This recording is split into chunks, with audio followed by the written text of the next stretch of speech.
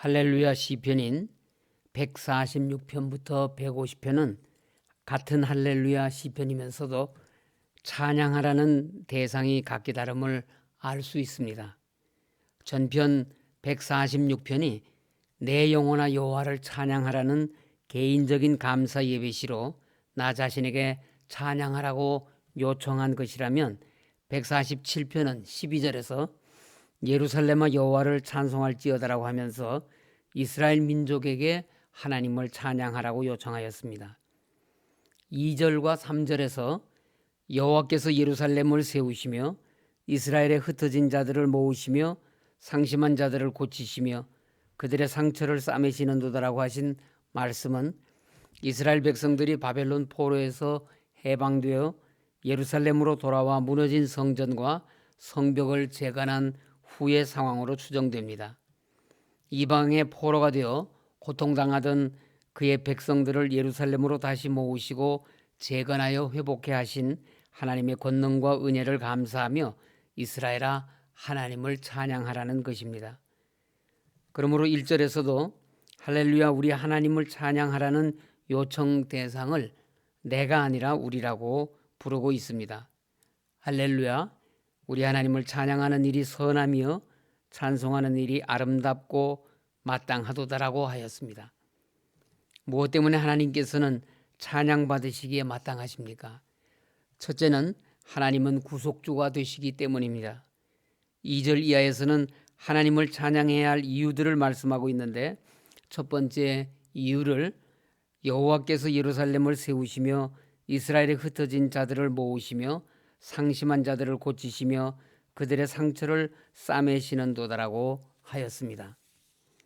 이스라엘 백성이 그들의 죄로 인하여 철저히 파괴되고 찢겨져서 나라를 잃고 유리하는 비참한 지경에 처하게 되었지만 하나님은 그들을 영원히 외면하지 않으시고 흩어진 자들을 모으시고 상심한 자를 고치시며 그 상처를 싸매어 주셨다는 말씀입니다.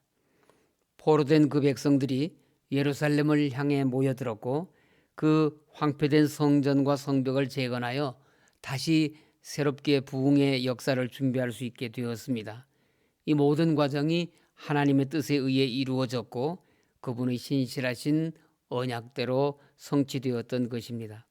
이 말씀은 먼저는 바벨론 포로된 이스라엘을 회복시켜 주심을 의미합니다. 그러나 또 한편으로는 전편인 146편 후반부의 말씀처럼 예수 그리스도의 메시아 사역과도 부합됩니다.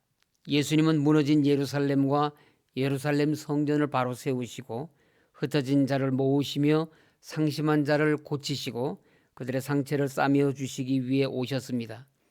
예수님을 통하여 죄와 사망 권세에 매였던 자들이 구원을 얻게 될 것과 궁극적으로는 메시아 왕국 때에 있을 완전한 회복을 대망하는 말씀입니다. 시편 기자는 이어지는 4절 말씀에서 그가 별들의 수요를 세시고 그것들을 다 이름대로 부르시는도다라고 하였는데 이것은 별들을 위한 말씀이 아닙니다. 별들의 수요를 세시고 그것들을 다 이름대로 부르시는 만큼 우리 한 사람 한 사람은 하나님께 큰 관심의 대상이라는 말씀입니다.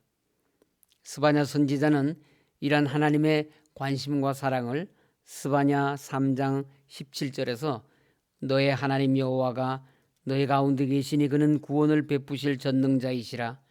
그가 너로 말미암아 기쁨을 이기지 못하시며 너를 잠잠히 사랑하시며 너로 말미암아 즐거이 부르며 기뻐하시리라고 하였습니다. 이와 같은 우리를 향하신 하나님의 사랑과 관심이 있었기 때문에 하나님의 아들을 우리를 위해 내어주시기까지 하셨던 것입니다. 하나님께서 하늘의 별들을 헤아리심같이 우리 성도들을 주장하고 계시며 그의 자녀들이 어느 곳에 흩어져 있더라도 이름대로 부르시는 분이 우리가 믿는 하나님 아버지이십니다. 둘째는 하나님은 창조주이시기 때문에 찬양받으시기에 마땅하십니다. 8절 이하에서는 구름으로 하늘을 덮으시며 땅을 위하여 비를 준비하시며 산에 풀이 자라게 하시며 들짐승과 우는 까마귀 새끼에게 먹을 것을 주시는도라고 하며 천지를 창조하신 하나님께서 친히 그 능력으로 그의 백성들에게 은혜를 베풀어 주신 것에 대하여 감사하며 찬양하였습니다. 그런데 6절은 여호와께서 겸손한 자들은 붙드시고 악인들은 땅에 엎드려 뜨르시는도다라고 합니다. 이 세상에는 겸손한 자가 손해를 보는 것 같은 악한 세대가 되었습니다. 그러나 우리 하나님은 얼마나 겸손하시고 자상하신가 하면 산에 나는 풀 한 폭이 우는 까마귀 새끼에게조차 먹을 것을 주시는 겸손하신 분이십니다. 시편 기자는 무엇 때문에 하나님께서 예루살렘을 세우시며 흩어진 자들을 모으시며 상심한 자들을 고치시며 그들의 상처를 싸매 주시는 분이시라는 말씀을 하다가 돌연히 겸손과 들의 풀과 짐승과 공중의 새끼를 말씀하는 것일까요? 예수님의 산상수훈 가운데 마태복음 6장 25절 이하에 있는 공중의 새도 들의 풀도 이렇게 기르시고 입히시거든 하물며 너희 일까 보냐 너희 하늘 아버지께서 이 모든 것이 너희에게 있어야 할 줄을 아시느니라는 말씀과 일맥상통되는 말씀입니다. 이와 같이 하나님은 겸손한 자를 붙드시는 하나님이심을 말하는 것입니다. 10절 11절은 여호와는 말의 힘이 세다 하여 기뻐하지 아니하시며 사람의 다리가 억세다 하여 기뻐하지 아니하시고 여호와는 자기를 경외하는 자들과 그의 인자하심을 바라는 자들을 기뻐하시는 도다라고 하였습니다. 어떤 사람은 병거, 어떤 사람은 말을 의지하나 우리는 여호와 우리 하나님의 이름을 자랑하리라고 한 시편 20편 7절의 다윗의 말을 기억하시기 바랍니다.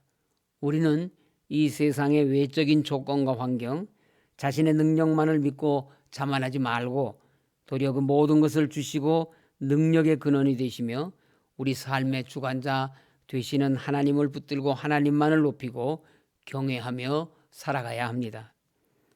셋째는 하나님은 섭리주이시니 찬양받으시기에 마땅하십니다. 하나님은 말씀으로 창조 사역을 이루셨습니다. 그러나 죄인을 구원하시는 구속 사역은 죄값을 지불하지 않으면 안 되는 것이었습니다. 그래서 말씀이 육신이 되신 성자 하나님께서 대속 제물이 되어 주셨습니다. 그래서 본문 마지막 부분에서는 말씀이 강조되고 있는데 이것이 그가 그의 말씀을 야곱에게 보이시며 그의 율례와 규례를 이스라엘에게 보이시는 도다라고 하신 19절 말씀 속에 함축된 의미입니다. 하나님께서 만물 가운데 숨겨놓으셨던 하나님의 섭리의 원천인 말씀을 특별히 선택하신 한 사람과 그의 후손에게 주셨는데 그가 야곱과 이스라엘이라고 하셨습니다.